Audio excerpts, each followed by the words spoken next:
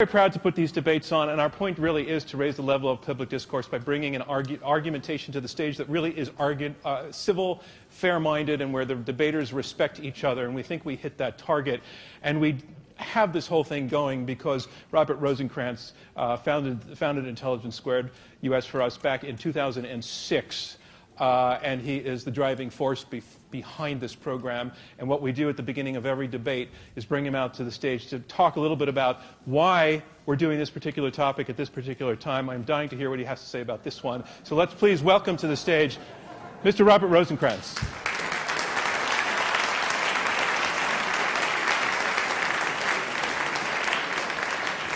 Hi, Bob. How are you? Good. So as I was just saying, normally we're doing foreign policy and defense spending debates, and tonight we're going a little bit in a different direction with this discussion of the afterlife. So what's the thought behind putting this on this stage now? Well, one of the things that kind of got me to think that this would be a very interesting debate is a sermon I heard in a Catholic church many, many years ago, in which the priest was challenging people to believe in an afterlife. And the argument he made was quasi-scientific. He said, imagine a fetus in his mother's womb that's almost ready to be born, 9-month, full-term baby, and you're trying to convey to this baby what's about to happen, that it's going to have an incredibly painful experience going through the birth canal, that its ties to its mother, through which it's getting all kinds of nutrients and all oxygen is going to be severed. But not to worry, there's going to be a great life afterwards. There's going to be all kinds of experiences and sensory things and development and emotional growth and just an incredible world that you cannot imagine. And when you think about that, of course, you say, of course you could, there's no way to communicate that. And there's no way that the baby could understand it. And yet we all know it's true. So it kind of invites you to think, is it possible that there's something that we cannot imagine, that we don't understand, but nonetheless is true about life after death? I mean, I want to ask you one point about the approach we're taking to this, but before I get that, do you have a lot of these epiphanies in churches? Well, I'm Jewish, actually, but... the Jews do have the highest resurrection rate in the world.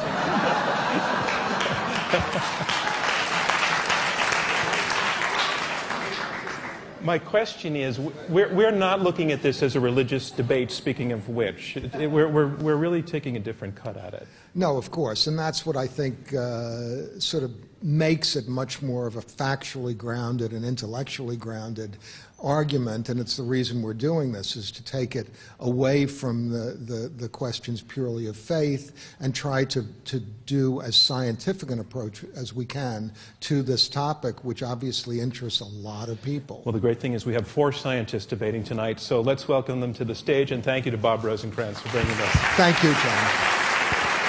Nailed it.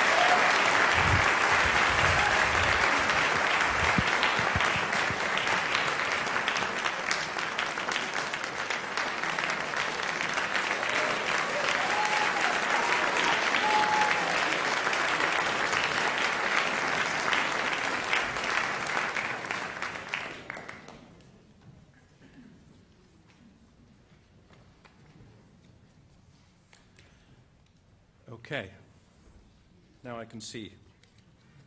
And I just want to actually invite one more round of applause to Bob Rosenkranz for making this all possible.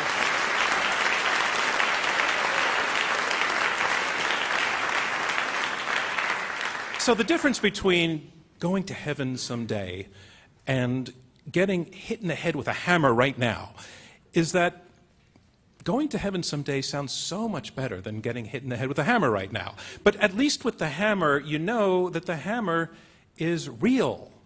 Science can see the hammer. Science can weigh it and take its measurements and even cut it up into little pieces and put it into test tubes. But heaven, the afterlife, science cannot see that.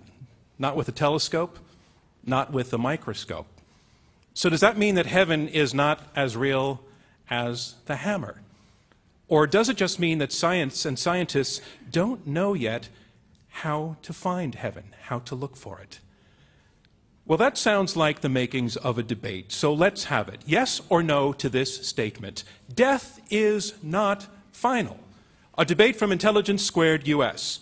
I'm John Donvan. We have 4 superbly qualified debaters, scientists all, but they divide on this issue. Death is not final. They will argue 2 against 2, for and against. We are at the Kaufman Music Center in New York City. As always, our debate will go in 3 rounds, and then the live audience votes to choose the winner, and only one side wins. Let's meet our debaters and the team arguing for the motion, death is not final. Please, ladies and gentlemen, welcome Eben Alexander.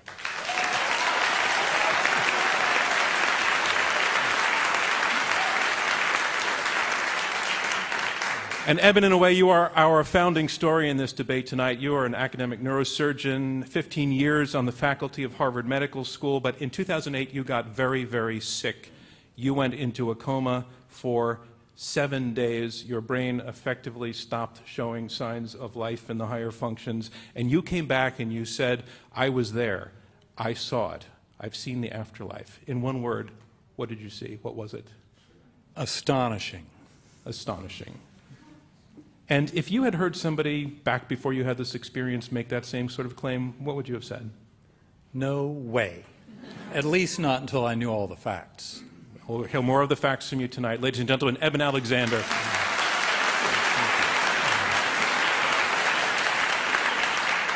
And Eben, your partner is?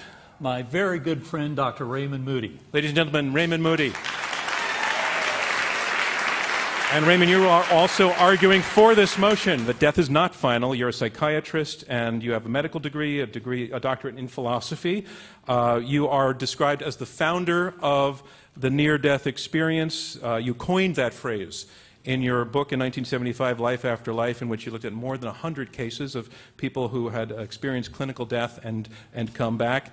You've been looking at this now for decades, but it's interesting to us to note that your curiosity in this whole thing was piqued not by a religious conviction. What was it? No, Can you just move a little closer to your mic? I was not religious. I got interested in the afterlife question at age 18 when Plato convinced me through his argument that the afterlife question is the most important question of existence. We're going to be hearing about Plato tonight? Yes. We're looking forward to it. Ladies and gentlemen, Raymond Moody. And that's the team arguing for the motion. And now the team to argue against this motion, death is not final. Please, ladies and gentlemen, welcome Sean Carroll.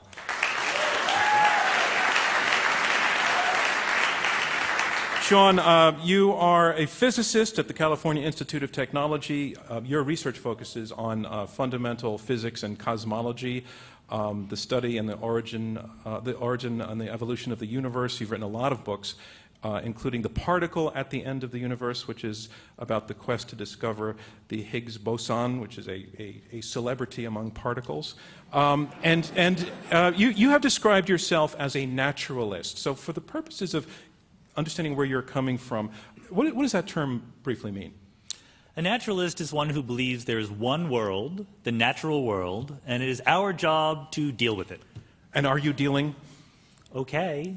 Ladies and gentlemen, so good. Sean Carroll.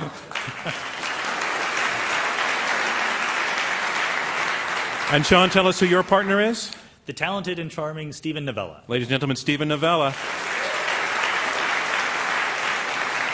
Stephen, you are also arguing against the motion that death is not final. You are a neurologist at Yale School of Medicine. You're the founder of the website Science-Based Medicine, co-founder of the New England Skeptical Society. We sense, there's a theme running through this. The Skeptic's Guide to the Universe is your podcast. So you're doing all of this neurology. Why did you decide to put yourself out there as a skeptic? Well, I had briefly considered a career in interpretive dance, but sadly I had to conclude that my talents lay elsewhere, so I thought science skepticism was a good match. The dance of skepticism. Dance of skepticism. I'll work on that. All right. Ladies and gentlemen, welcome to our debaters tonight. And This is a debate. Our motion is death is not final, and in this debate we go in 3 rounds, and only one side will win, and that side will be chosen by you, our live audience. By the time this debate has ended, we will have asked you to vote twice, once before the debate and once again afterwards, to tell us where you stand on this motion, and the team whose numbers have changed the most in percentage point terms will be declared our winner. So let's go to the first vote. If you go to those keypads at your seat, look again at the motion on the screens. Death is not final. If you are for this motion, push number 1. If you are against it, push number 2. And if you're undecided, push number 3, which is, by the way, a perfectly honorable position with which to start this debate. You can ignore the other keys, and if you push the wrong one, just correct yourself and the system will lock in your last vote. And we're going to wrap this up in about 12 seconds.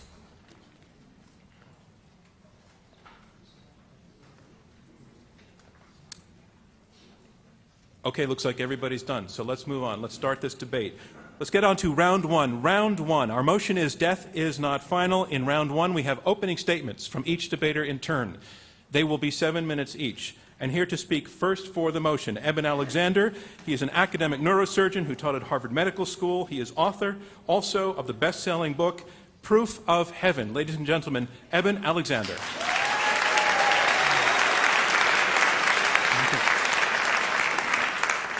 Thank you very much, John. I've been an academic neurosurgeon for over 20 years, and I fully believed in reductive materialism, our modern conventional science. In fact, 6 years ago, I would have been sitting over on that side of the stage with Stephen and Sean. Now, at that time, I believed that the brain creates mind and consciousness, that we have no free will, that it's birth to death and nothing more. Then something happened. I now know that those ideas are false. In November 2008, I was driven rapidly into coma due to a severe bacterial meningoencephalitis, which I much later came to realize is the perfect model for human death. Destruction of the neocortex, the outer surface, the human part of the brain. Sadly, almost no one returns, much less recovers, from a case of meningitis as severe as mine. The last evidence of any activity in my neocortex was in the first hour or so in the emergency room, and afterwards I demonstrated only very pathological reflexes, including severe brainstem damage. Given my gram-negative bacterial meningoencephalitis, which I was found to have, and my descent into coma over 3.5 hours, I had at best a 10% chance of survival at the very beginning. It only got worse. Mine was an absolutely lethal meningitis. My white cell count in my cerebrospinal fluid was 4,300 and a protein of 1,340. Both those numbers should be 0. In fact, the glucose in that fluid, normally 60 to 80, and maybe as low as 20 in a severe case of bacterial meningitis, went all the way down to 1. None of the consultants in my case from Harvard, UVA, Duke, or Wake Forest had ever seen that severe a case. My doctors never found a cause. The scan showed diffuse destruction of my neocortex with blurring of the gray-white junction over all 8 lobes of my brain. No area was spared. Later in the week, off all sedation, my neurological activity was almost nil, with what's called a Glasgow Coma Scale, which in everybody in this room would be 15, and a corpse is 3. My scale was ranging from 3 to 5. This was a very severe meningitis. On day 7, with no residual neocortical function, brainstem badly damaged, reflecting the deadly nature of my illness, my doctors recommended, because I was down to a 2% chance of survival by that point, with a best-case scenario that if I survived, I'd spend a month or 2 in hospital, be transferred to a nursing home, and die in a coma months later. Hence, they recommended just stopping the antibiotics. My journey deep in the coma began in a very primitive, unresponsive realm, which I later called the earthworm's eye view. The best consciousness my brain could muster, soaking in pus. My prior neuroscientific view would have dictated that the next step would be one of no awareness at all. Yet it was just the opposite, like the blinders coming off. I ascended into far more crisp, vibrant, ultra-real realms of pure joy, love, and understanding, realms I called the gateway and the core, far too rich and complex to fully describe. Soon thereafter, I started to return to this world, but with my brain so wrecked that I had no memory of words or language, nothing of Eben Alexander's life before coma, any religious concepts, etc. Yet I knew the entire ultra-real odyssey that I had just been deep in coma, one so extensive it seemed to last for months, even though it had to fit within 7 days of Earth time. Words came back to me over hours and days, childhood memories over weeks, and knowledge of brain, mind, consciousness of more than 20 years' experience in neurosurgery came back over 2 months. My doctors have no explanation at all for my full recovery. Other cases of medically inexplicable healing do occur in transcendental near-death experiences, like those of Anita Morjani and Dr. George Rodanea. In the 36 hours after emerging from coma, I was in and out of a delusional, paranoid, psychotic nightmare that was completely different, not even in the same ballpark, when compared to the ultra-reality of the deep coma experience in the gateway and the core. Those experiences deep in coma seemed way too real to be real. My doctors, believing that the brain creates consciousness and knowing the destruction they had seen in my brain, had told me that I could not have had any such experience in the depths of coma, and therefore just to forget about it. I knew I'd experienced something, and sensed that it had to do with a fundamental flaw in the models of consciousness and the role of the neocortex. Early on, I tried to explain all of this as a brain-based phenomenon based on my old paradigm, writing it up as a report for the neuroscience literature. It's important that when I was emerging from that coma, I saw 6 faces at the very end, and these were faces that were very important in helping me to realize that the entire coma experience happened between days 1 and 5 of my coma and not at the very end. Over those weeks of recording my experience after coma, I also began to talk with my doctors and review my medical records, especially neurological examinations and the scans, and came to realize just how deathly ill I was, and how there was no way that such an ultra-real, crisp and vibrant experience could have happened in my physical brain. Modern neuroscientific ideas of the neocortex and consciousness would dictate that I should have experienced nothing at all beyond that earthworm's eye view. I wrote the entire experience down, 20,000 words that I wrote over 6 weeks, before I read anything about near-death experiences. I'd never read that literature before. Initially, I was very worried that the memories would fade. Those memories are as sharp today as when they happened. Memories of the delusional, paranoid, psychotic nightmare that occurred over those 36 hours after I came out of coma faded within weeks. Very different origin. I had never read the NDE literature before and was shocked to find that the experience seemed hyper-real in over half of NDE accounts, and the memories do not fade like those of hallucinations, dreams, confabulations, or drug effects. People recount their own NDE stories to me by the hundreds, usually starting, "I've never told anyone this before, but," even from over 50 years ago, as if they happened yesterday. I came to see that the similarities in the NDE and afterlife literature far outweigh the differences, and that commonalities across cultures, beliefs, continents, and millennia indicate an underlying constant reality of that realm. Many of the petty differences are due to our being so restricted by our earthly language. This is not like we're describing a trip to Disneyland. Personal biases and religious beliefs might taint the telling of those stories, but the core similarities remain striking. Eben Alexander, I'm sorry, and thank you very much. Your time is up. Thank you, ladies and gentlemen. Eben Alexander. Our motion is death is not final, and here to speak against this motion, Sean Carroll. He is a physicist at the California Institute of Technology. He is the author of several books, including The Particle at the End of the Universe. Ladies and gentlemen, Sean Carroll. Thanks, John. It's a pleasure to be here defending such a cheerful and uplifting proposition as death is, in fact, final. Driving around the streets of Los Angeles, where I live, you can't help but notice these gigantic billboards telling us, "All men must die." It turns out they're advertisements for Game of Thrones, but I thought that they were advertisements for our event here tonight. It's a similarly, not quite as happy message as we might like to accept. Fortunately, we can open Dr. Alexander's book. It begins with a quote from Albert Einstein. Einstein says, "A man should look for what is, not for what he thinks should be." To which I would like to reply, exactly. We human beings are not always perfectly rational. Let me tell this shocking news to you. We are bundles of cognitive biases, and one of the strongest biases we have is that we go easy on propositions that we would like to be true. What we should, in fact, do is go especially skeptical on propositions that we would like to be true, and even I want it to be true that death is not final. But we should hold something like that to an extraordinarily high standard of evidence. So what are we actually being asked to accept? What should we expect the world to be like if death were not actually final? For one thing, I would expect that the existence of souls persisting in the afterlife should be perfectly obvious. It should be just as clear that heaven exists as it is clear that Canada exists. But in fact, it seems that the souls persisting in the afterlife are kind of shy. They don't talk to us, except sometimes they do talk to us. I would expect also that when people did have near-death experiences and really talk to other souls in the afterlife, that they would come back with consistent, interesting, non-trivial stories to tell.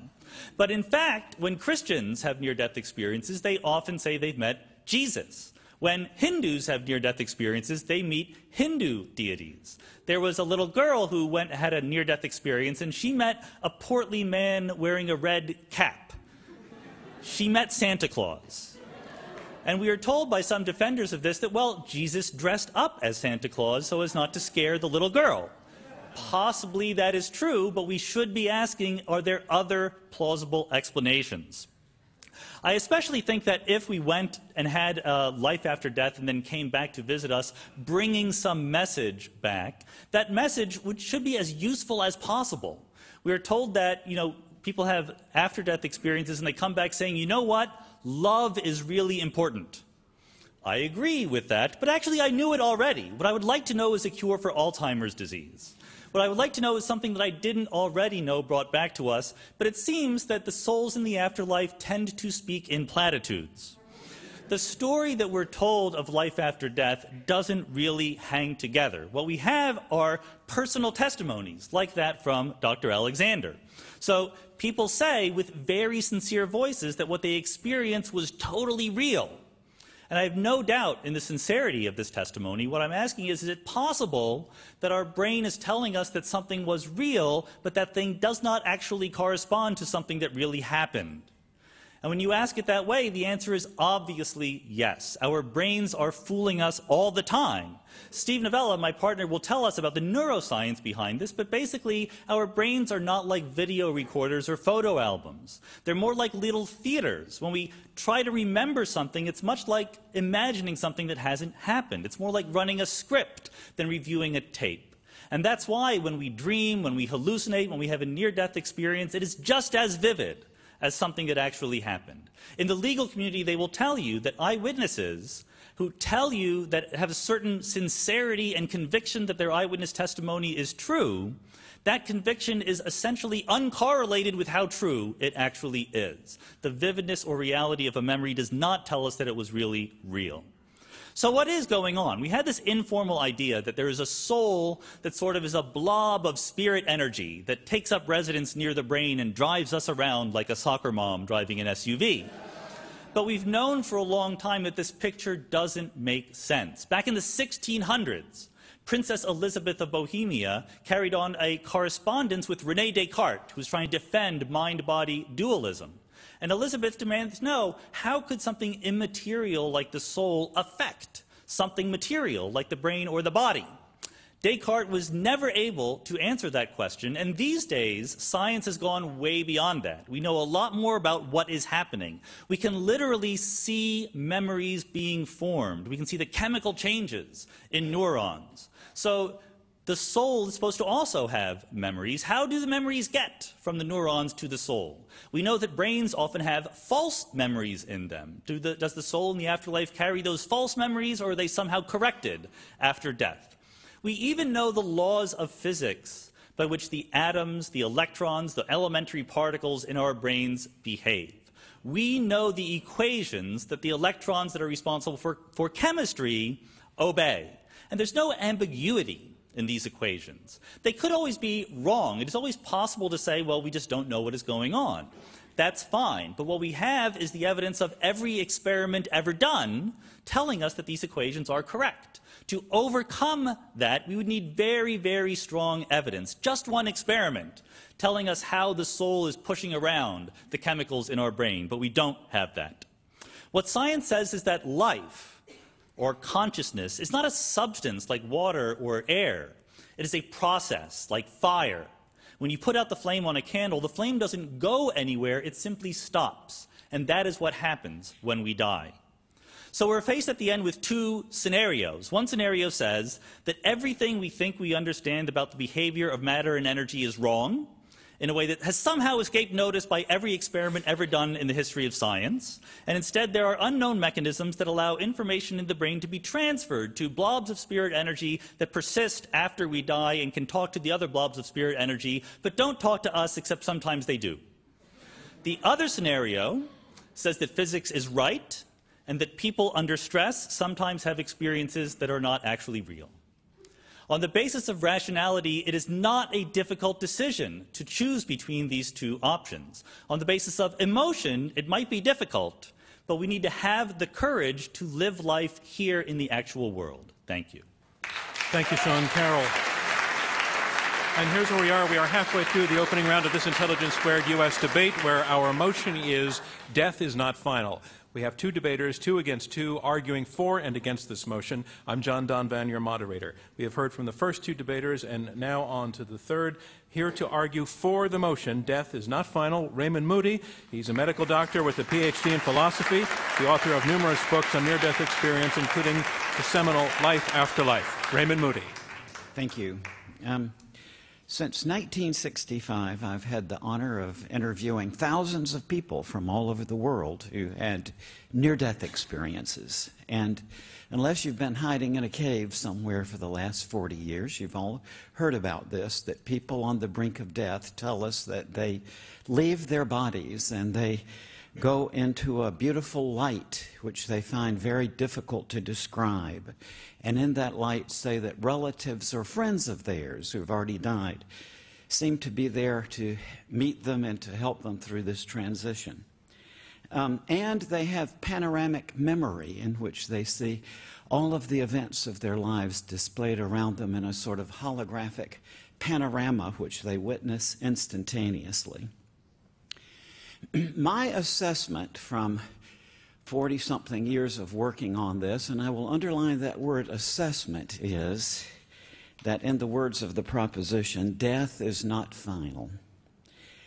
But I want to translate a little bit to say that what I'm trying to say with that is that, in my opinion, at death, personal consciousness is taken up into a more inclusive state of reality or frame of existence, in a way that people who go through this find it very difficult to put into words.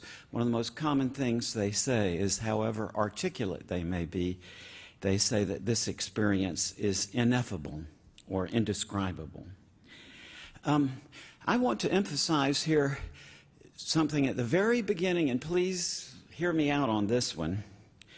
I have decided, or sort of assessed the situation, that there is a life after death. However, I want to say, anybody who tells you in the year 2014 that that is a scientific matter is not thinking clearly. In 2014, the question of life after death is not yet a scientific question.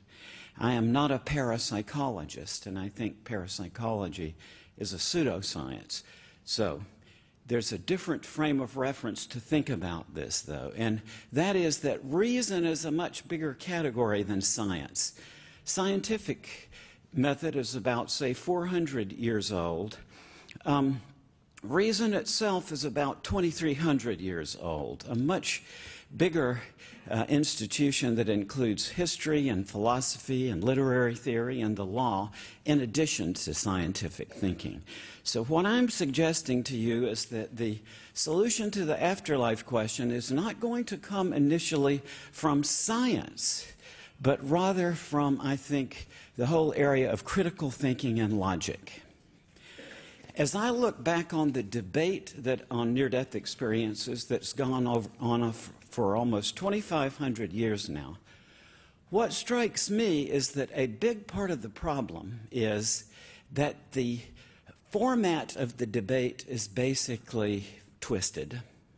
Since Democritus and Plato fought this out 2,300 years ago, the way we've debated this is we say that some people look at these near-death experiences and they take it at face value, as Plato did, and they say, well, this is an indicator of an afterlife. Other people, Democritus being an example, said, as Democritus famously did, there is no such thing as a moment of death, implying that, therefore, that what he's getting at is that these near-death experiences are just the patient's perception of the winding down process of the body. The trouble with this whole debate is that that format of debate itself is incoherent. We can't keep debating it that way. Let me give you an indication of why. All of the elements that we think of as a near-death experience, getting out of the body, going into this light, seeing a panoramic review of one's life, seeing apparitions of the deceased, occur very commonly not just to people who almost die and are brought back, but rather to the healthy and uninjured bystanders at the bedside of someone else. Shared death experiences, as I call these. As the person in the bed, it's fairly common that bystanders will say that they themselves leave their bodies and accompany their dying loved ones partway toward this light. Or they see the apparitions of relatives and friends of the dying person come into the room. So my question is, if the causation of these near-death experiences is the physiological distress and the events going on in the brain, why should the bystanders who are not ill or injured have identically the same experience? So I think that we're into a situation with this now where really the problem has sort of outgrown the format that we use to debate about it. In my opinion, we really are on the verge of breakthroughs in the genuine, and I will underline genuine, rational investigation of the question of life after death.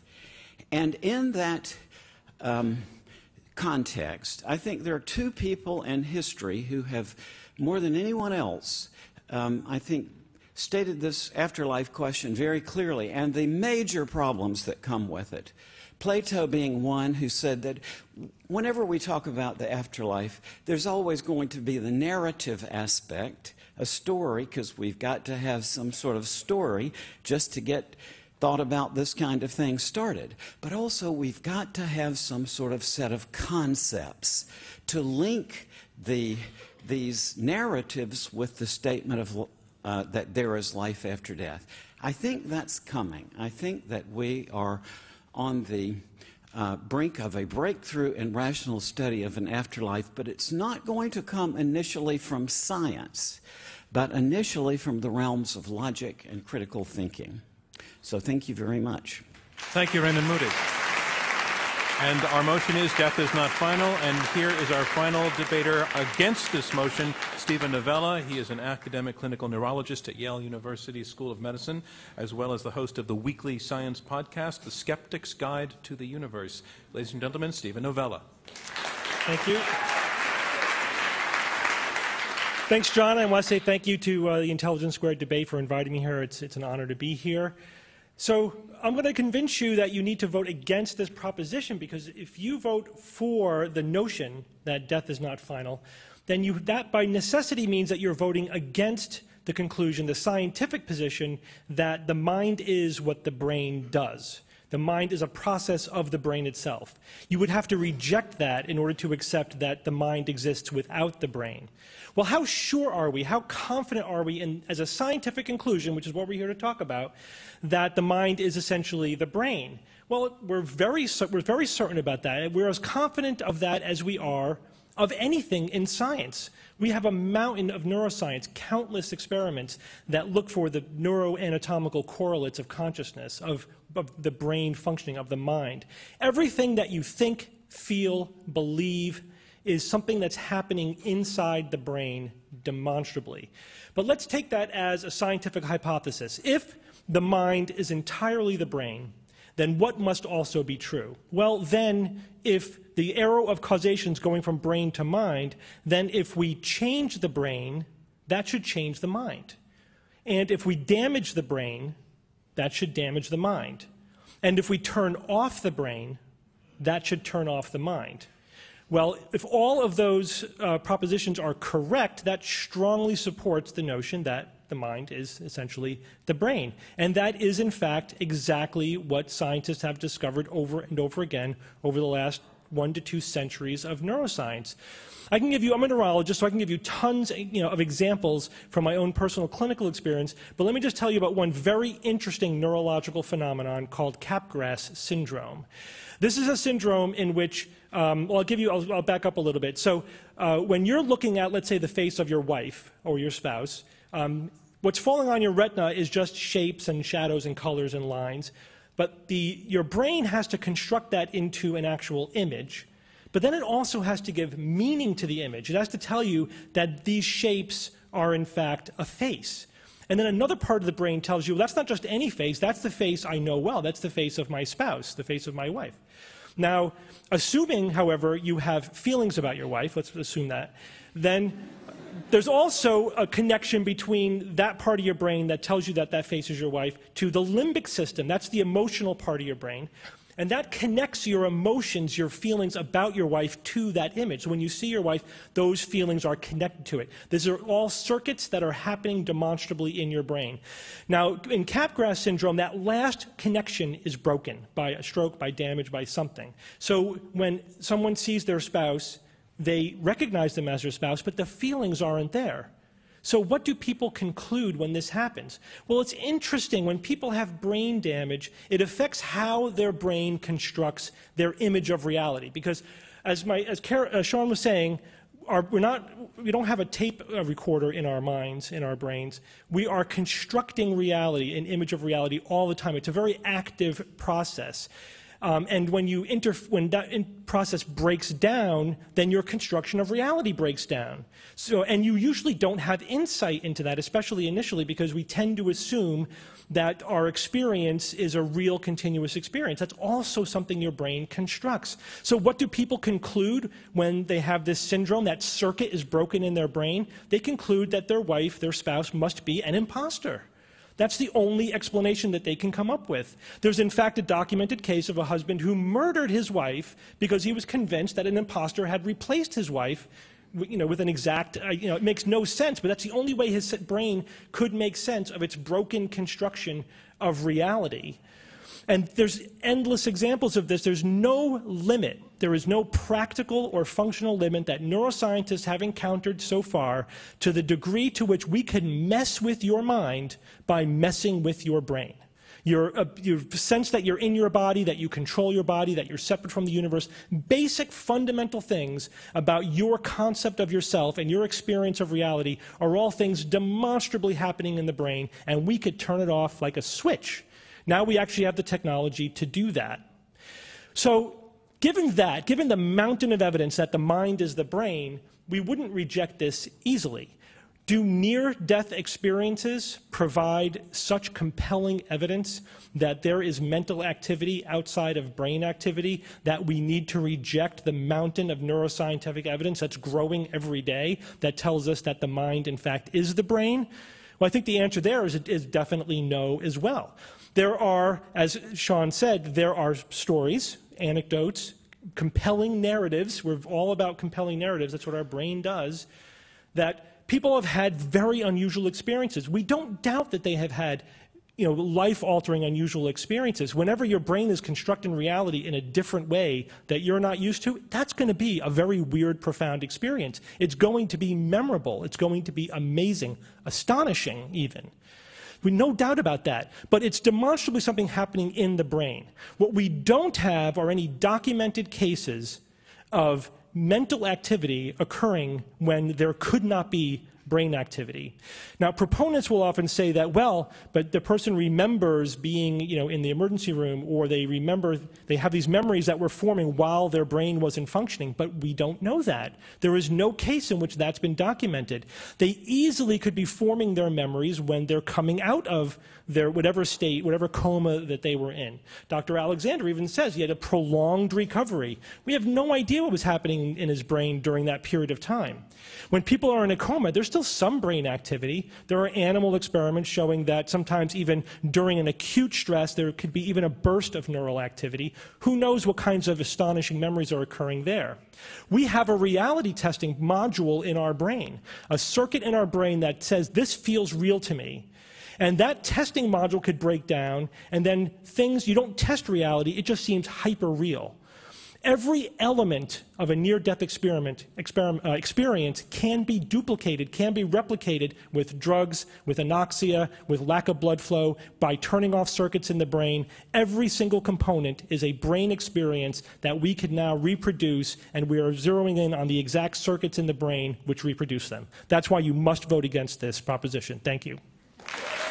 Thank you, Stephen Novella. And that concludes round one of this Intelligence Squared U.S. debate, where our motion is death is not final.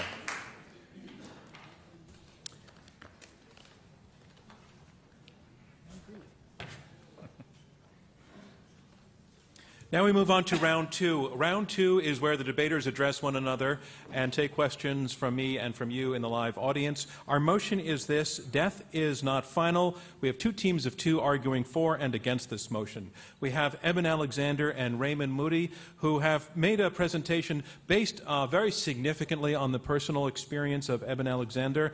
It's an argument based on one very, very compelling anecdote of a guy who's been there. He has seen it, and he is not a gullible guy and never was. He was trained as a scientist. He comes back saying that consciousness is something that is a lot bigger than the brain, that what he experienced could not be explained by brain activity, especially given the illness and the state of illness he was in when his brain was functionally non-functioning.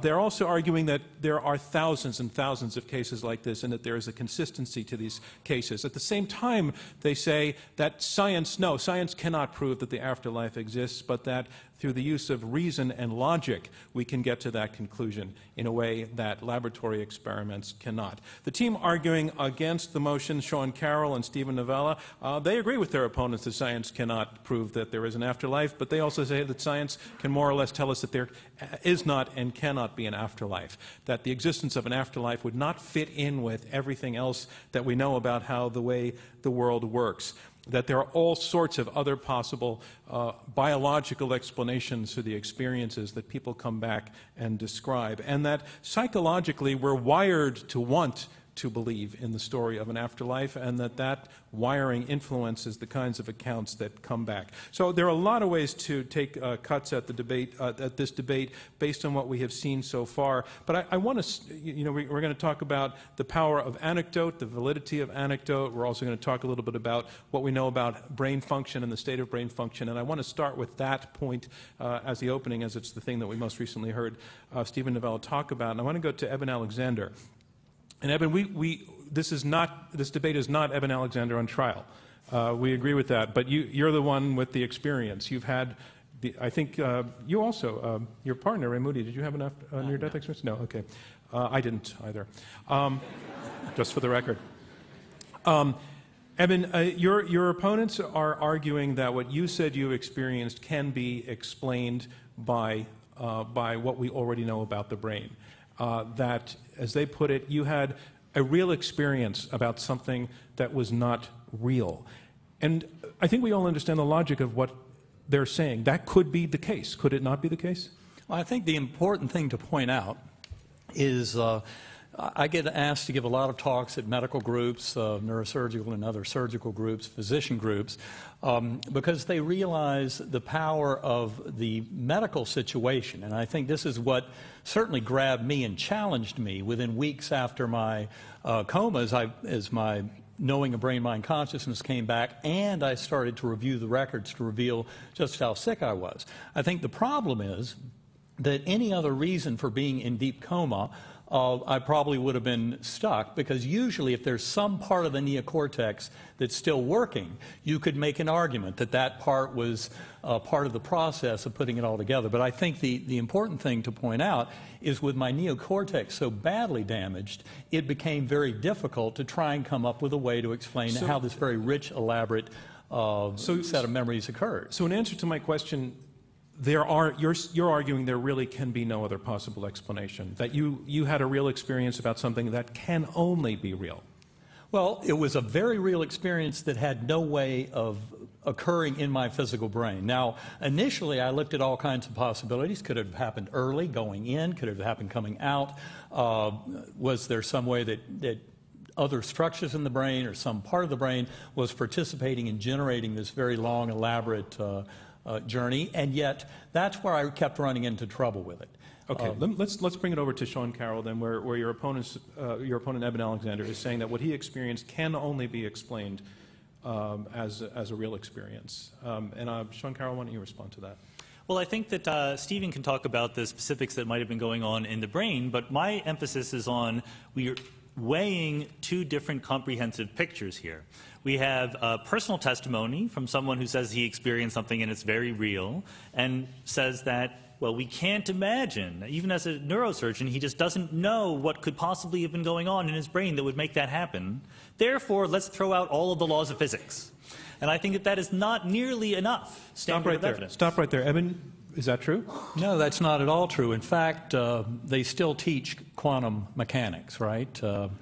They do. Good, because I could teach it right I think now. it's important to point out, from my point of view, what drove the founding fathers of that field into mysticism was the fact that, getting at the very depths of trying to understand subatomic reality, they were led to believe that consciousness, the observing mind, actually played a role in the unfolding of what was being observed. And I think that that mystery, to my satisfaction, has not really been solved in a way that says that the concerns of people like de Broglie and Dirac, Einstein, Bohr, and others, that they were trying to understand how consciousness influenced So things. is your point, for those of us who are just not as well steeped in the conversation that's already happening here, is your point that there is a kind of reality that you are saying is beyond science, the tools of science that we know now? Let me ask Raymond. Raymond, can you move in? You need to be really right on top of that mic. Great, thanks. Well, I believe at some point science can be very useful at determining a lot of this. But I'm going to move on because I don't want to belabor this topic. But what Sean was saying to you was that you're basically saying there just cannot be any other explanation other than the one that I have, and therefore science really isn't relevant at this point. I think that that in my view, this is all about how understanding the true nature of consciousness, soul and spirit, has a lot to do with helping to take physics to the next level in terms of understanding the nature of quantum mechanics. The thing about Einstein, Bohr, de Broglie, etc., the founders of quantum mechanics, is that they're all dead, and they have been dead for many decades. And we know what's going on much better now than we did back then. They were inventing quantum mechanics, and occasionally they toyed with the idea that somehow consciousness had something to do with the fundamental laws of quantum mechanics. Now we know better. We know how the laws of quantum mechanics help explain how electrons move in the brain, and there's nothing in there. Take 15 seconds and tell us why quantum mechanics has been brought up by your opponent, why that has relevance here. Well, I can only quote MIT physicist Scott Aronson, who says, as far as he can tell, quantum mechanics is confusing and consciousness is confusing, so maybe they're the same.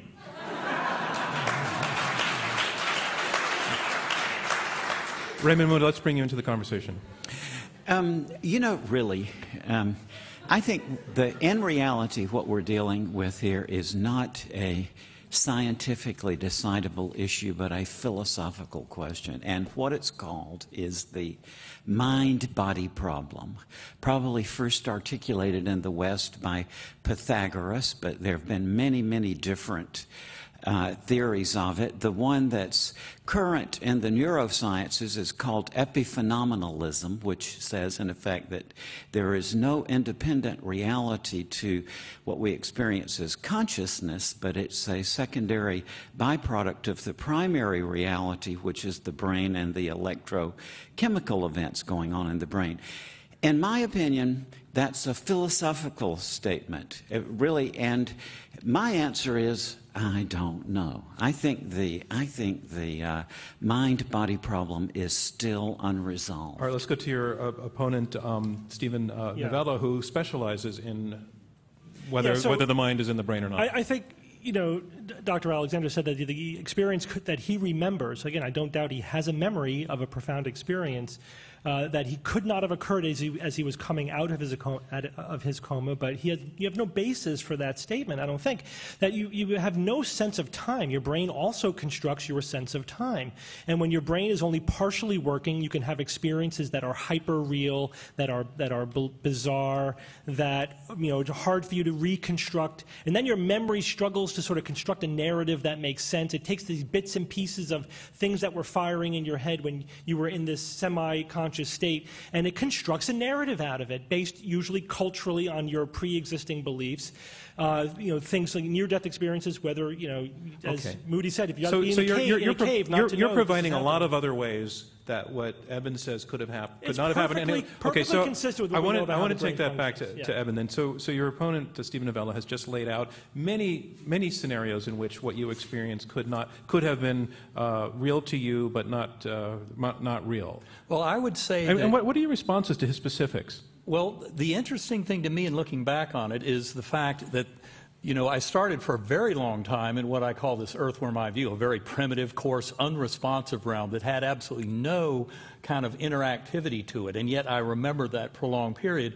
And that's what I said earlier, is that the next step beyond that should have been one of no awareness at all. And yet what really happened was the blinders coming off and emerging into this far grander reality that was much crisper than your responses to your opponent's criticisms keep returning to what I saw. This is what I saw, this is what I experienced. And that's not a response to the point he made that there are other ways in which you could have seen what you saw. So that's what I want you to do, is to respond to Stephen Novella's, you know, 2 or 3 scenarios for ways in which what you experienced may have been generated by your ill brain. Well, to have that be an explanation, one would want at least some part of the neocortex still in a state that could participate, because all of our modern thinking in neuroscience... During recovery. Wait, let him finish. Go ahead. ...is that there really was no part of my brain. I mean, the factors that showed me when it happened, which was between days 1 and 5 and not at the end on coming out of it, basically those are part of the experience itself that, to me, were very difficult to explain, because they showed that it happened when my doctors told me my brain was way too sick to manufacture anything. Okay, so that's a very solid answer. He's saying his brain was flat. Nothing was going on. Therefore, the kinds of experiences you are saying his brain could have generated, they could not have generated. It was shut. We don't know, and he didn't give an answer to the question of when did those memories form. We don't know. They were not necessarily happening when you were at your worst, and when you were at your worst, there wasn't the kind of functional monitoring that we would have needed to know that your brain was not functioning at all. We don't know that. We saw anatomically it had edema, swelling, and that certainly would have, you know, kept you unconscious. But you weren't getting an fMRI, a PET scan, or an EEG, as far as I could see anything that you've written or said about it that would have documented zero brain activity. You can't say that. Nobody can say that. And even still, the memories that you have now were not necessarily formed when you were at your deepest part of the coma. They could have been forming in the hours and days when you were coming out of the coma. Then you had a later delusional period, but at different points in time, different parts of your brain were working or not working, and you were constructing reality in a very bizarre way, in ways that we can reproduce with drugs and hypotension and, you know, with electromagnetic stimulation of different parts of your brain. Is that valid, that the entire near-death experience, as described by thousands of people, can be recreated by drugs and putting electricity across the brain? No, I would say that's not true at all. There are tremendous examples of people encountering souls of departed loved ones, learning information that they couldn't possibly learn in any other way. You had said earlier that there were no cases of any of these memories being generated when the brain was out, and yet there are examples of that, where the brain, people under deep anesthesia with complete circulatory arrest, things like that, where they do have some astonishing stories of getting information that it doesn't seem to be any other way that they could have gotten it. So those cases are out there. But those cases are not, controlled or documented. So in other words, that we don't know that they couldn't have gotten that information any other way. A lot of those cases, I've read them, they're like cold readings. You're getting information that is either plausible or later was retrofitted to the scenario. It's all a lot of special pleading, the same kind of information you get from a psychic.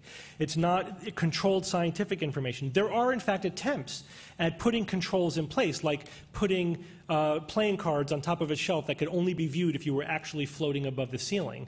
And to the extent that those have been done, no one has been able to demonstrate any information that could only have been obtained while they were extracorporeal, floating above their body. And by the way, we could make you float above your body. Raymond Moody, did you want to comment, or I can go back to Evan? Because I actually want to move on to a different point that was made, and that was, Sean Carroll, you were making the point that we're wired to want this to be true. We're wired to want to shape strange events into narratives, and into narratives that we particularly like. And my response to that is, maybe that's true, but that doesn't necessarily mean that's what happened over here. And there's a little bit of an argumentum ad hominem thing about it, is you're not a reliable reporter because you just want that to be true. And I sort of like to, it's a little bit insulting almost, to say you can't be trusted because you want everything to be happy. Respond to that. I hope it's not insulting, and it's certainly not ad hominem, because the message is that nobody can be trusted. I think that that is part of what science has taught us, that if someone makes an extraordinary claim, the very first questions we should be asking ourselves are, number one, is there a different, simpler, alternative explanation? And number two, how would we know if our purported explanation were false? How would we disprove it? How could we possibly test this idea?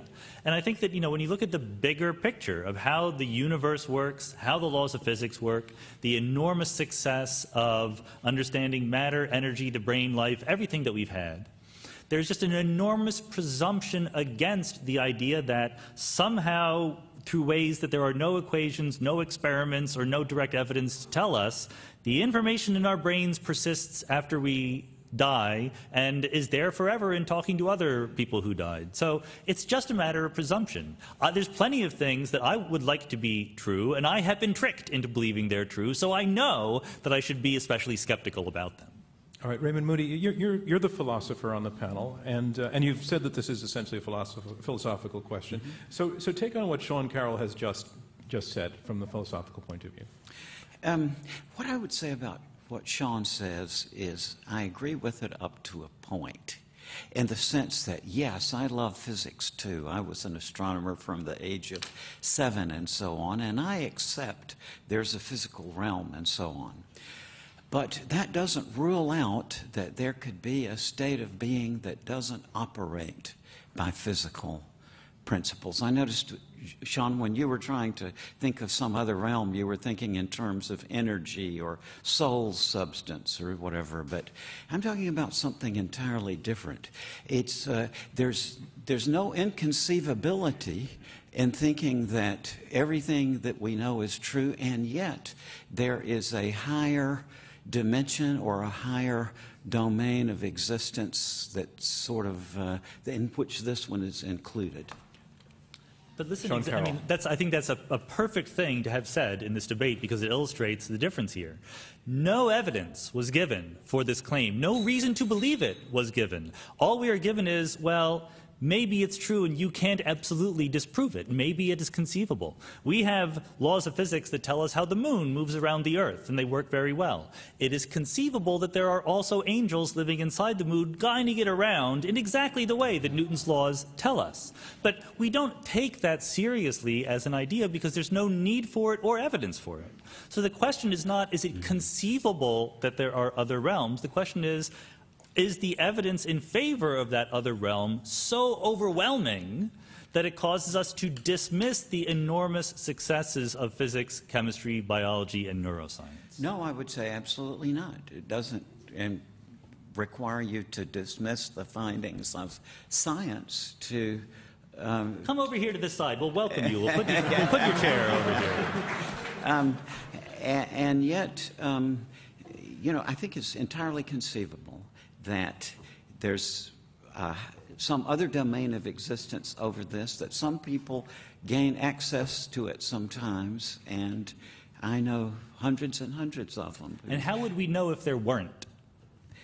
You know something? You're right about the falsifiability problem, Sean. That's very big in the afterlife question. But I think the way that this is going to work out is that what we need to do is to prepare people in advance before they ever have a near-death experience in new ways of thinking about these things. You know, the standard objection to mystical experience has always been, as A.J. Ayer put it, that if the mystic tells us that he can't possibly describe what he experienced, then he's got to admit that he's talking unintelligibly when he talks about it. And that's the problem that we can change, because I think But Ray, your arguments, and I'm not taking sides on this, but my role on this to some degree is to push the arguments on both sides. What you're saying sort of reminds me of the editorial to Virginia about Santa Claus written in the 19th century, in which Frank Church, who wrote this editorial, said to the little girl, "Do you see fairies dancing on the front lawn?" "No, of course you don't, but that doesn't mean that they're not there." And I feel to some degree that's the argument you're presenting is, no, we can't prove it, but that doesn't mean it's not real. What my argument... And I just need you, again, to come close to the mic. Yes. Thanks. My argument is that when thousands and thousands of people whose judgment I trust in all other circumstances, a lot of medical friends... Give us one example, because I know you've written about this. Examples where people who were not the person lying in the bed, but other people in the room had an experience, and let the other side respond to that. Okay. And just lean into that mic. An artist I met a couple of years ago, Jeff Olson by name, a very well-known graphic artist, had a horrific car crash in which he lost his leg. His wife was killed instantly, and he had a profound near-death experience. As he was thinking about this, and you know, what am I going to do about this? His doctor had not been informed about this, so he decided to write this story up, and then he wanted to use the name of his doctor. So he called the doctor and invited him to lunch. The doctor came, and Jeff told him the story of his near-death experience, whereupon the surgeon said, "Well, I've never told anybody this, but that night you were in the hospital, I knew that you weren't going to die. Your wife was talking with me in the surgery room, and his dead wife." Yes, and so did the scrub nurse. Also had an experience of vivid sense of presence and seeing the... So my point here is that it's not proof, but at a certain point, you know, where do you draw the line and give people respect? So you've put an example out there where it's not simply about the brain activity of the person lying in the bed, but that the notion of an afterlife represented by this apparition. We are talking about ghosts now, and I'm sorry that sounded pejorative, but we are talking about something that a lot of people would challenge as incredibly implausible, but you're making the argument seriously, so I want your opponents to respond to it seriously. Well, you know, we want to know what's really, really true, not just what seems to be true, what we want to be true. And, you know, again, our brains are narrative-generating machines. It tries to construct a story that makes sense to us, appeals to us, puts everything together seamlessly, and you know, we can have what we believe, we have memories of experiences that mean something to us but don't really relate to reality. We know this is true. If you accept that level of evidence, and this is not about respect, I believe that people have these memories of these experiences. That's just about the interpretation of it. Are you talking about the scrub nurse and the doctors? Anyone. I mean, think about it. But these scrub nurse and doctors were met this woman at separate places, right? On the same night. But all we have is a story constructed after the fact. Okay. We have similar stories about people being abducted by UFOs, seeing Bigfoot, any weird kind of experience you could imagine. If you accept this level of evidence, then you have to believe every paranormal claim out there, because we have that level of evidence for thousands of stories that are conflicting, mutually exclusive, often culturally dependent. It's simply not acceptable. And we know for a fact that the brain can absolutely manufacture those memories, come to absolutely believe a story like that. That's absolutely not true. I want to go to audience questions, and while you're raising hands, I just want to ask very, very quickly for Eben Alexander, do we know that the brain can manufacture those experiences? I would say the brain does not create consciousness. That is something a lot of scientists, those interested in neuroscience, are far along that pathway now. It's called the hard problem of consciousness. In fact, no neuroscientist on Earth can give the first sentence to explain the mechanism by which the physical brain creates consciousness. We don't have to know how the brain creates consciousness in order to know that it creates consciousness. That it creates consciousness, we absolutely know. Just like we don't have to know how the Earth generates gravity to know that it generates gravity. There's no question we have gravity, even though we haven't untangled the deepest understanding of every possible thing. So yes, we don't know exactly how the brain creates consciousness, but the evidence can only leads to one interpretation, and that is that it is consciousness. The consciousness is what the brain does. No question. Alexander. I would basically,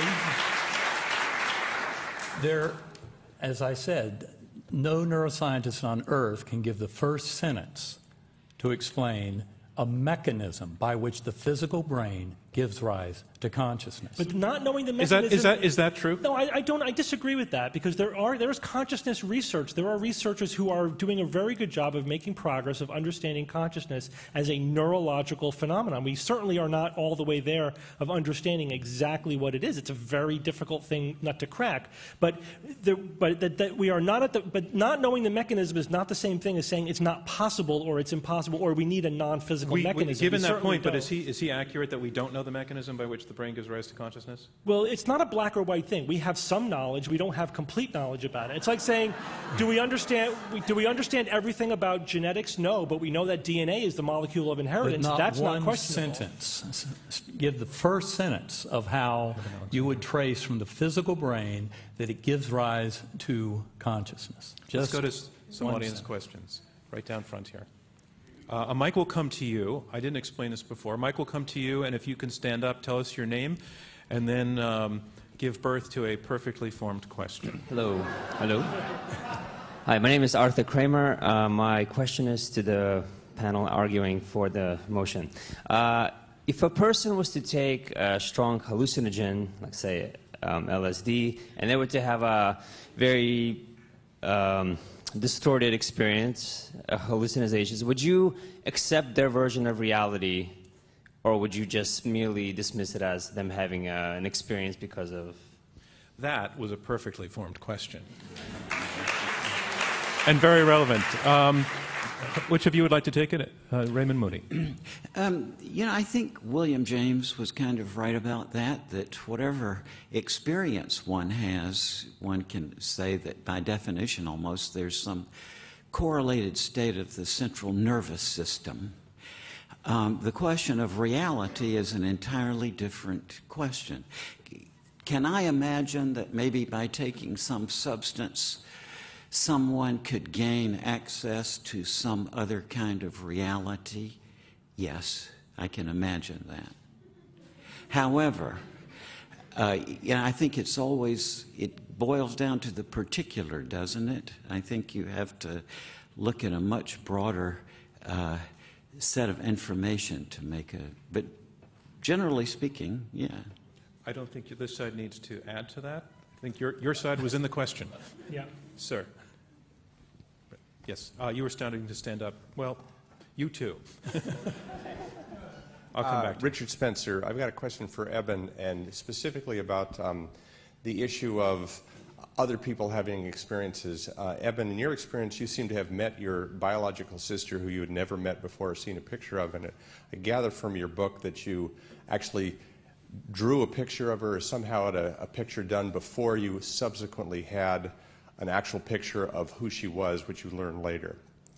I'd like you to describe that a little bit and say if, in fact, I'm going to pass on that question because it's not going to. I don't think it's going to advance our understanding of whether science relates to this or not. But thanks very much, ma'am, in the center there. Is your book on sale in our lobby? I like always being able to say that.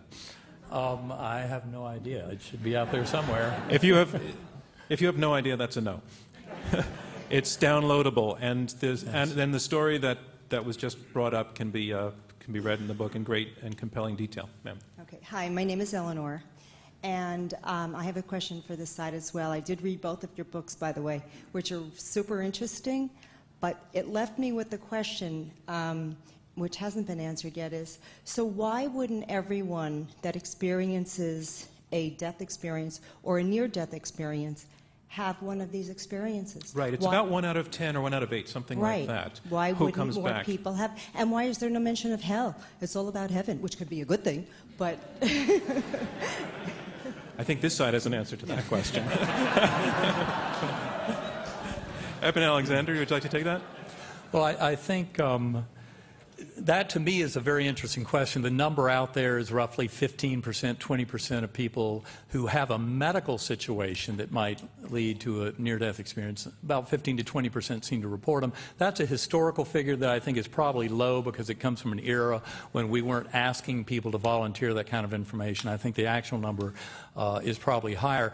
If I had just come back from my earthworm eye view, you know, that very prolonged initial phase, that very dumbed-down consciousness that I think was the best my brain could do, I would have had a hellish NDE. It turns out that hellish NDEs are probably, what, Just remind people, NDE stands for near-death experience. And the hellish ones are quite rare by comparison, 3 or 4%. My own feeling is that is because they're incomplete, that souls don't go in with quite the oomph, and that exactly in my case, I went in with plenty of oomph and went through that phase and up into the much higher levels of ultra-reality. I think the other side should get a crack at this question of why it's only 1 out of 8 or 1 out of 10 people who have these experiences. Stephen Novella. Perfectly compatible with the neuroscientific hypothesis of these experiences. Depends on what parts of your brain are working and not working at any given moment. What's the mechanism of your being in a coma or unconscious? Was it traumatic? Was it lack of oxygen? You know, we could put pilots in a centrifuge, spin them up until they pass out. A lot of them have near-death experiences too. They're not near death, but we're depriving their brain of blood flow. And you know, with similar numbers, very profound, memorable, vivid experiences. So it just depends on the particulars of what parts of the brain are working or not working. And nobody's seeing hell. Phew. Some people have. There is hell. Yeah, some people. There is. As I said, 3 or 4% of people have hellish NDEs. I believe there's actually a reality to that realm, to those lower spiritual realms that you can see referred to back in the Tibetan Book of the Dead, Egyptian Book of the Dead. I mean, it's something that's been referred to for a long time. Okay. Depends on your amygdala activity. Right down front here. If anybody's upstairs, I apologize. I can't see you whatsoever. But if you'd like to ask a question, I see you come through the doors to the rear downstairs. I'll try to call on you. What is the one thing that you would need to know that would make you believe them even a little bit? So I just want to clarify that as a question to the side arguing against the motion. Stephen Novella. For me, I'm open to evidence for anything. What I would need to see is some information that the people having the experience gained through no other mechanism. So then there are experiments ongoing. Preliminary ones have been negative. There are bigger ones ongoing to see if people could, for example, look at on the top shelf and see a card that's placed there that you could only see if you were actually floating above, near the ceiling. So that would be compelling evidence. I mean, it would need to be enough to that would be enough to me to at least take it seriously. But then to say that it's probably true, you need as much evidence as we have for the neuroscientific model, which says it's not possible. Stephen Novella, could you be convinced? Is there any piece of evidence that would convince you that there's an afterlife? I could be convinced of anything if the evidence were sufficient. I meant to ask your partner, but thank you for your answer. Sean Carroll, could you be convinced? Yeah, I think the idea that we could be convinced of another realm in addition to the natural world is Obviously, yes. There's a million pieces of evidence that would help convince me. If there's a ghost in the room that could lift up that glass right now, then I would be convinced. For those listening on the radio, the glass is not moving. And it never moves when you do this. And we live in a world that looks exactly like there's only the natural world. But wouldn't you really kind of like those guys to be right? Wouldn't it be great? Yes and no. I think that there's obviously advantages. Yeah. I don't want to die. Disadvantages? I want to live after I die, maybe not for infinity years, but for a few 100,000 years. I could amuse myself. Sadly, as a very wise philosopher once said, you can't always get what you want. I want to remind you we are in the question and answer section of this Intelligence Squared U.S. debate. I'm John Donvan, your moderator. We have 4 debaters, 2 teams of 2, arguing it out over this motion, death is not final. Let's go back to questions. Ma'am, I'm sorry, right up there? If you could stand, yes, thanks. Here it comes. Could you step out just because it's a little dark where you are? Step into the light, ma'am. Hi. Move to the light. I'm Andrea. Hello. I wanted to ask a question to the pro side, which is, what is your definition of final?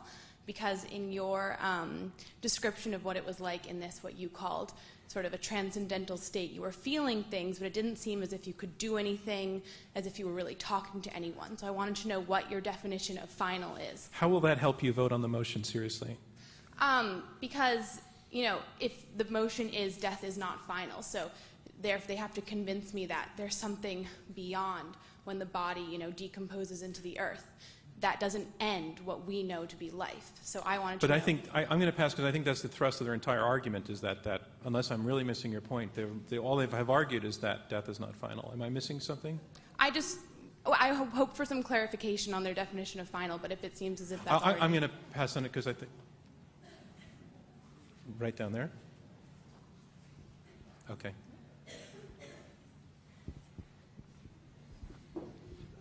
I'm Michael, and Dr. Moody, in your opening comments, you said that you believe we're on the verge of understanding through philosophy and logic this other realm. Can you elaborate on that?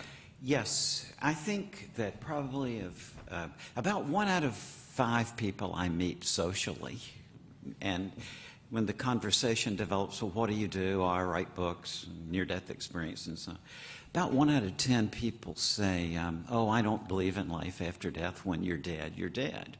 Then I go on and I ask them, well, how did you reach that conclusion?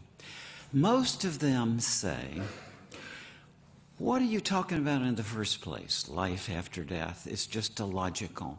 And the sentence, there is life after death, is a self-contradiction if you look up the words in the dictionary. And this may sound trivial, but this is really a major problem because it helps us understand why life after death is not yet a scientific question.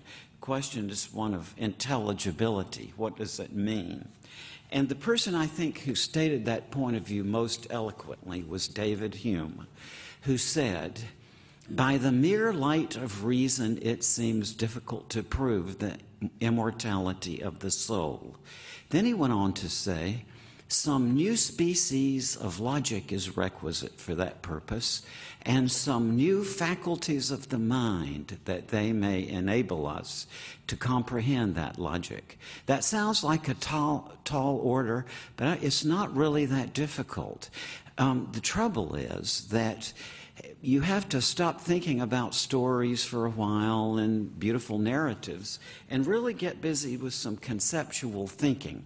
But when that's all said and done, I think that we do now have new ways of thinking about things that are illogical that will open up entirely new ways to investigate the afterlife question. This is not geared to the afterlife per se. What somebody who wants to go through this pathway has to do first is to say, well, what I'm going to focus here is on learning new logical principles and going through a process of learning.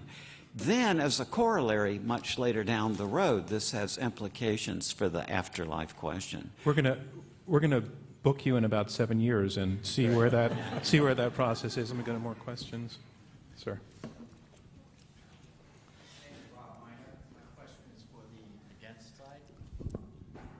Thank you.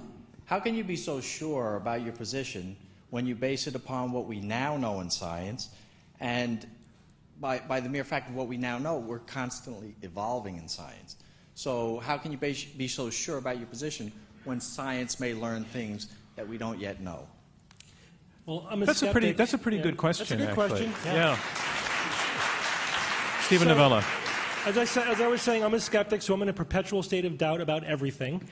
But I need lots of evidence and logic to convince me. And all we could say within the scientific realm is, what does the best evidence tell us today?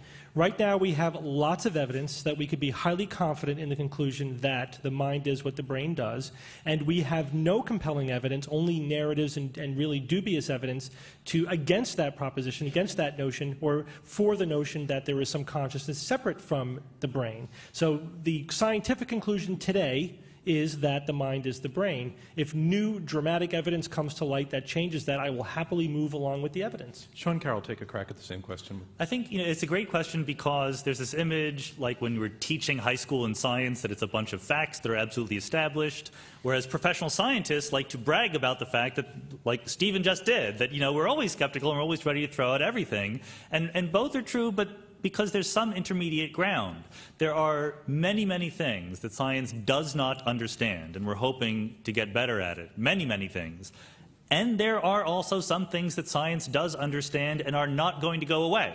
This table is made of atoms. We will improve our understanding of what an atom is, what the elementary particles and fields are that make it up, how they interact. That is not finished yet. We can do better.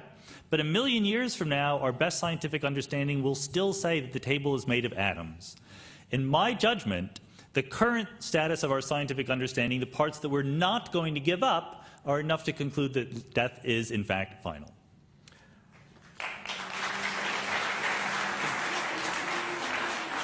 I want to remind you we are in the question and answer section of this Intelligence Squared U.S. debate. I'm John Donvan, your moderator. We have 4 debaters, 2 teams of 2, arguing it out over this motion: death is not final. Did somebody come downstairs? You did. I see you standing there. Again, I need you to walk to the light. Thank you. A little bit more, just so that the camera can see you. Great. Terrific. Thank you. Hi, my name's Jessica. We've been talking a lot tonight about personal experiences and self-created memories of near-death experiences, whether those are real or just crafted by the mind. But I want to know what the against side has to say about admittedly self-proclaimed psychic mediums, or people completely removed from the situation that seem to have knowledge of events that they were not present for. I think that's relevant because your opponents have actually brought up situations like that. So let's go ahead. Thanks for the question. Sean Carroll. Yeah, I mean, I think that, again, there is evidence in favor of those kinds of things. There is other evidence against those kinds of things. And the kind of remote seeing or telepathy or telekinesis or clairvoyance that is being talked about here is in utter and complete violation with everything we understand about the current laws of physics. So, if something is seeing something, it has to be able to absorb photons. How does that happen? I think that there's, again, an overwhelming presumption that stuff that is in so flagrant violation with everything we understand about the fundamental way that matter and energy works better have amazingly good evidence in favor of it, and the evidence in favor of psychic phenomena comes nowhere near that standard. Yeah, even if we put plausibility aside, 100 years of parapsychological research has not been able to produce one bit of compelling, replicable evidence that shows that it's a real phenomenon. So, Eben Alexander, that sounds like the most powerful salvo against your side yet. So what is your response to that? My response is that the evidence for things like telepathy, precognition, remote viewing, out-of-body experiences, past life memories in children, the after-death communications is overwhelmingly positive evidence that it exists and is real. For those out there in the scientific community who want to know more, I would urge them to check the book Irreducible Mind Toward a Psychology for the 21st Century, 800 pages of very dense science and data and analysis that shows the absolute reality of non-local consciousness in all of those forms. It shows that we have a long way to go in beginning to understand anything about consciousness, and that the model that brain creates consciousness and that we can only know things locally with our connected senses is completely false and disproven by a lot of scientists, not just in that book and those who participated in that, but in multiple other books. And I mean, for example, the afterlife experiments, Dr. Gary Schwartz, that's a pretty powerful documentation of the power of mediums. There are two sentences, what were those? For we have something concrete for those of us who have not read the book, which is a lot of people, I think. I'm sorry? Of Gary Shaw's experiments. Give two-sentence example of what he did. Basically did a scientific assessment of mediums and their ability to work, especially with... and showed what? Established what? Well, established that they could communicate and know things that only could be known by the departed relative. Okay, so your opponents are saying that there are scientific experiments that prove paranormal activity is valid, happens, it's real. Stephen Novella. Demonstrably not true. I mean, everything you said is the exact opposite of the truth. I mean, Gary Schwartz's methodology was massively flawed. It's been absolutely picked apart by other scientists. He essentially allowed himself to be bamboozled by charlatans and by cold readers. He did not produce anything reliable, anything that I would consider to be credible scientific evidence. Okay. So that's all the right, bottom line. Yeah. Evan, do you want to respond to that, or should we move on? Well, simply to say, I guess, you know, at this kind of thing, maybe we're at a bit of an impasse, because I think that his methodology was actually quite solid. I've met mediums who have convinced me very strongly they're absolutely real. All right, there are moments in these debates where we reach impasse and we move on, and we have just done that. Ma'am. Microphone is coming to you. Hi, my name is Stephanie. So it feels like we are conflating two different questions, and one is whether the mind and consciousness come from the brain, and the other is whether there exists an afterlife. And I don't understand why the existence of an afterlife would show up in the brain. And so I'm wondering, this is for the I'm going to folks who are clarify arguing that against. for you and then move on. The argument that's being made by the team arguing against the motion is that life stops when the brain dies, and that's why those two things have become conflated. And I think it fits together pretty well. Right down front, ma'am. You need the mic too. My name is Jane, and my question is for the opposing side. We have energy while we're alive. Where does our energy go when we die? It doesn't go away. It's just in your atoms. They're just not continuing to live. It's exactly the same place the flame goes when you put out the candle. Does the other side want to? Does the other side want to take on the candle argument, or? I would say it's more a question of the information, you know, than the energy. It's not a conservation issue around energy. People often use that one to argue against soul being able to influence the material world. I would say it's much more a question of the information. And especially when you, as I said, for example, a very renowned skeptic and scientist, Carl Sagan, admitted that past life memories in children, the evidence for that is overwhelming. Oh, that's not true. And come on, Carl Sagan, please. He said that in his book, The Demon Haunted World, on page 302. He says exactly that. Period. I've read that book 100 times. Carl Sagan did not believe in past lives. He did not believe in anything paranormal or supernatural. That is just not true. Impasse on Carl Sagan. Question down front. Okay, building on the past life, I wanted to preface my question by saying I'm a student of Dr. Brian Weiss, who's an expert in past life memories. My question is actually for the against. I recently became aware of a study by a man named Dr. Kenneth Ring, who had done research around near-death experiences for people who were born in this lifetime blind. And they described having experiences of seeing and describing color and describing paintings and the color of the carpet. How can you explain that? Is there some kind of brain mapping that happens, that's inherently human, that doesn't, involve needing that particular sense. Okay. How can you explain we that? get that question. Go ahead. Who would like to take it? Stephen Novella? Yeah, I mean, I haven't read that particular study, so I don't have any detailed information about the specifics there. I'd certainly be interested in taking a look at it. But just the notion that somebody can explain something beyond their experience is not unusual. We are actually pretty creative, inventive people. You know, our human brains have no problem inventing things that we haven't directly experienced. So I would need to see details that could not be explained as a brain experience in order to find it compelling. And that concludes round 2 of this Intelligence Squared U.S. debate, where our motion is death is not final.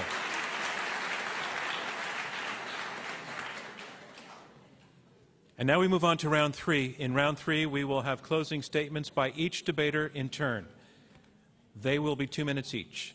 And remember how you voted at the beginning of the debate, because immediately after their closing statements, you will vote a second time, and the team whose numbers have changed the most in percentage point terms will be declared our winner. On to round 3, closing statements by each debater in turn. Our motion is death is not final, and here to summarize his position supporting the motion that death is not final, Eben Alexander, an academic neurosurgeon and author of the best-selling book, Proof of Heaven. Well, I would like to go back to what Sean had said about how consciousness is very confusing to us, as is quantum mechanics. And I would put out there, I think they're related. There's a reason why they're both so confusing. And that's, you can chuckle, but in fact, that's what drove brilliant people like Einstein and others into mysticism. And in fact, I would say that that mystery has only gotten much deeper over time. We have not answered that at all.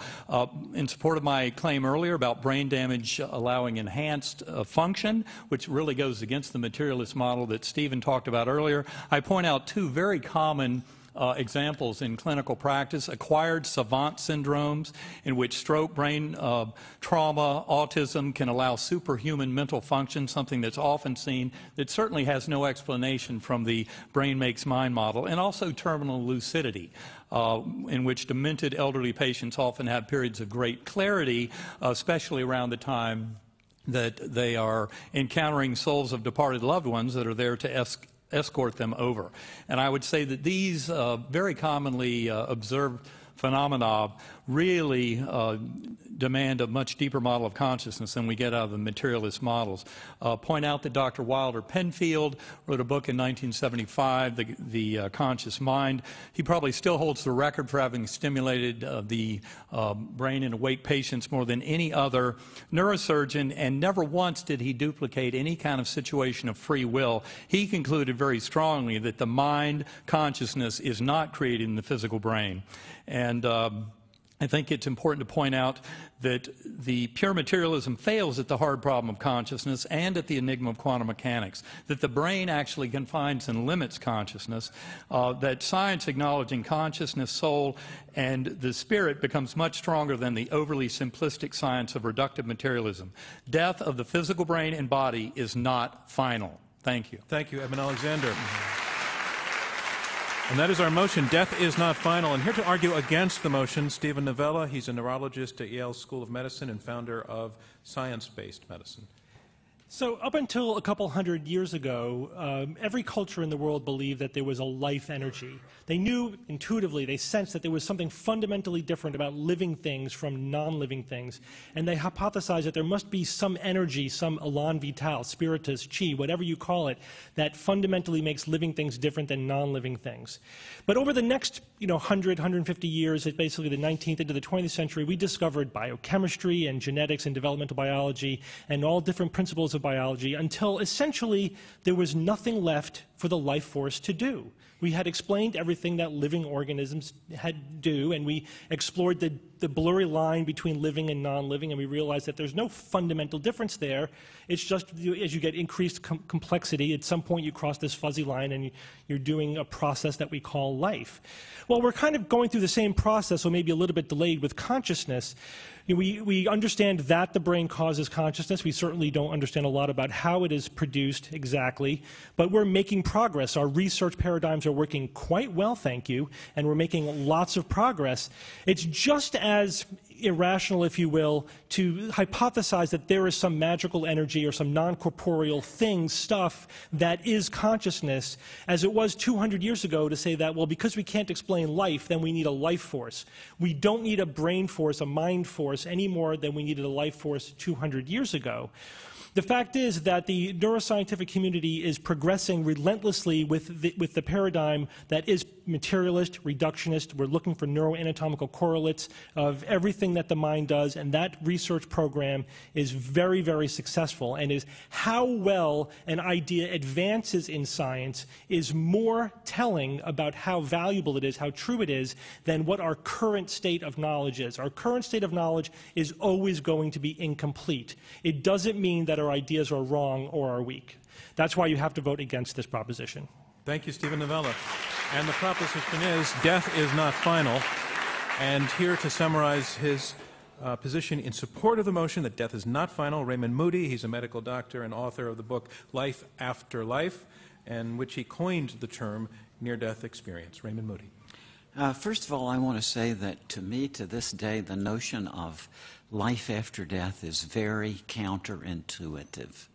I think as a non-religious person, I had no background in that. It never occurred to me as a young astronomy buff that there might be something beyond this.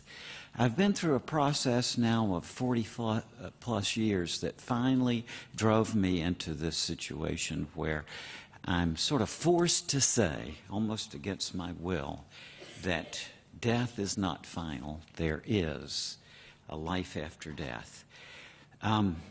Basically, what happened to me was that hearing thousands of people with near-death experiences, hundreds of people with shared death experiences who had the identical experience we call a near-death experience, except they weren't ill or injured. They were simply there at the bedside of someone else who died. And I have seen joint transcendent experiences where, for example, a physician and a critically ill patient would have some sort of joint transcendent experience at the same time. That leads me to be forced almost into a position to say that I trust these people's judgment. It seems to me that they've been somewhere where I haven't been, and I can begin to put a little picture together of what they're talking about. So for that reason, I would say I'm on board. I think there is life after death. So vote, vote, vote for the afterlife.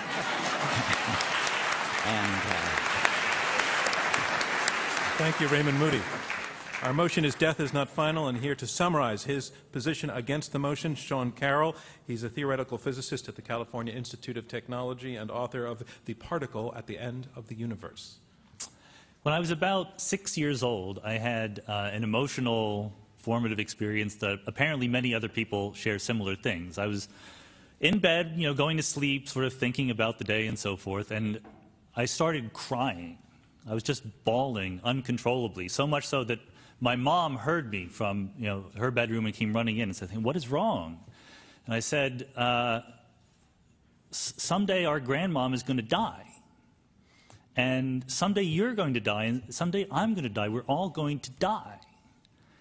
And, she had to explain, well, yes, and so forth, and she had her own version of the story. And the reason I'm telling the story is because even as convinced as I am that death is final, I have absolutely no desire to belittle the people in the room who disagree, who feel the other way. This is an incredibly important central issue to our lives. I personally am convinced by the overwhelming scientific evidence from physics, from neuroscience, etc., that there is one world, the natural world. Biology is a process that can end, and death is and then final. And to me, that fact, the finitude of our lives, gives enormous poignancy and importance to the finite number of years that we have here on Earth. Our lives here are not dress rehearsals. This is the act. This is the one performance that we get. That does not remove meaning or value from the lives we're leading now. It forces us to give meaning to everything we do, because we only have a finite number of things to do. If evidence came in on the other side, I would change my mind quickly, as the evidence was good enough. But I think that we're past the point where it's a scientifically interesting question. I think that we know enough to conclude that death is final, and personally I think that that is okay. Thank you. Thank you, Sean Carroll. And that concludes closing statements. And now it's time to learn which side has argued best. We're going to ask you to go again to the keypads at your seat and vote for the second time. And it will be the difference between the first and second vote by you, our audience members here in New York, that will determine our winner. The team whose numbers have changed the most will be the team that wins. Our motion is death is not final.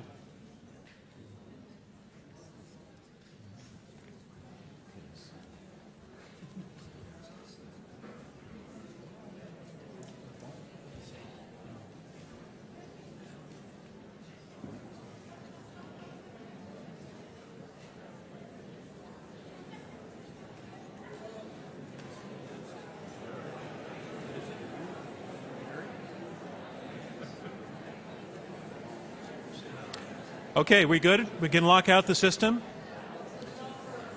Oh, numbers are the same as before. If you are for the motion, push number 1. If you are against the motion, push number 2. And if you became or remain undecided, push number 3. And you can ignore the other keys. The other numbers are nothing. I'll give it another 15 seconds, and my apologies for that. Okay, looks like everybody's good. So while we're waiting for the calculation to come in, I just want to say this. You know, Sean Carroll just made the point in his closing statement very, very brilliantly about this is not a debate that in any way was meant to disrespect anybody, and in fact that would go very much against the spirit of Intelligence Squared, whose goal is to raise the level of public discourse. And what I heard, not only from Sean Carroll, but for all 4 of these debaters, were 4 people who disagreed vehemently on something very personal, meaningful, and metaphysical, and yet they did it in a respectful way, and I have to really give them a round of applause for the way they did that.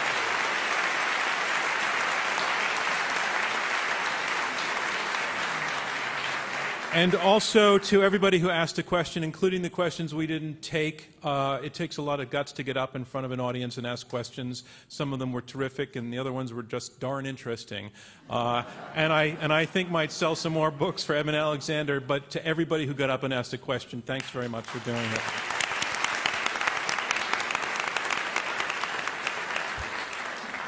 We would love to have you tweet about the debate. As I said at the beginning, our hashtag tonight is After Death. Our Twitter handle is @IQ2US. And this was our final debate of our spring season. This was debate number 91, I think, that we've put on since Bob Rosencrantz started this thing, and it was a new zigzag for us. I think it went really well. It was very interesting. A little metaphysical for a night out in New York. I mean, if this is anybody's first date, you're probably... probably going to stick for a while. We're doing a debate, though, in the National Constitution Center in Philadelphia next month, our second time going there, and we're going to be looking at the question of whether independent political speech is the linchpin of our democracy, or is it its Achilles heel? We're looking at the question of the ability of individuals and organizations to influence campaigns through campaign spending, and whether the Constitution actually presents that expenditure as a matter of the First Amendment. Tickets to that will be available through our website, www.iq2us.org. And we're going to be announcing our fall lineup soon. We'll be back here at the Kaufman, and the dates for that are in tonight's program. On the list of topics that we're considering: income inequality, assisted suicide, genetically modified food, cybersecurity, privacy, monogamy, climate engineering, the private lives of public figures, and Google Glass. So those of you who can't join the debate, of course, we are on Fora.tv and on NPR stations across the nation. Okay. So I have the results all in. Remember, we had you vote twice on this motion. Death is not final. Once before the debate and once again after the debate, and the team whose numbers have changed the most will be declared our winner. Here are the results. In the first vote, death is not final. 37% agreed with that. 31% disagreed with that. 32% were undecided. Those are the first results. Now, the second the second vote, remember, the team whose numbers have changed the most will be the winner. In the second vote, the team arguing for the motion, their second vote was 42%. They went from 37% to 42%. They picked up 5 percentage points. The team against the motion now. 5 percentage points is the number to beat. The team against the motion, they went through, their first vote was 31%. Their second vote was 46%. That's up 15%. The team arguing against the motion, death is not final, has won this debate, basically saying death is final. Sorry. Thanks very much, everyone. Thank you from me, John Donvan, and Intelligence Squared. We'll see you next time.